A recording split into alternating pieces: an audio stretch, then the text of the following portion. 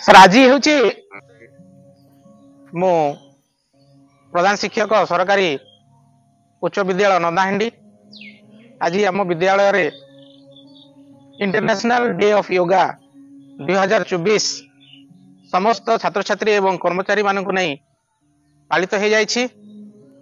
यही जो योगा डे पालन करुछु आमे किपरि शारीरिक भाव में मानसिक भाव में सुस्थ रहिबा सेतिपाई आमे साधारणतः योगा डे पालन करुछु।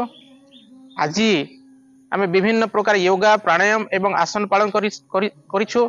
समस्त छात्र छात्री माने एथिरे सक्रिय भाव में अंशग्रहण करिसेंती एवं एही इंटरनेशनल योगा डे परिप्रेक्षी रे समस्त को मोर एठी गोटे रहिबो जे केवल आज गोटे दिन रे ए योगा डे पालन करले हेबो नाही।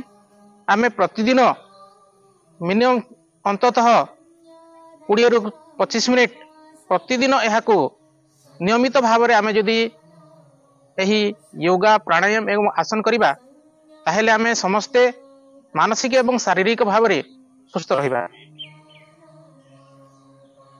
ओडिशा सरकार निर्देश अनुसार आज एही आमर विभिन्न समस्त विद्यालय मानकरे एही कार्यक्रम अनुष्ठित हो जाइछि एवं एही समस्त विद्यालय मानक भितर आम नंदाहांडी विद्यालय मध्य एही कार्यक्रमटी सुंदर भाव अनुष्ठित हो जाइछि।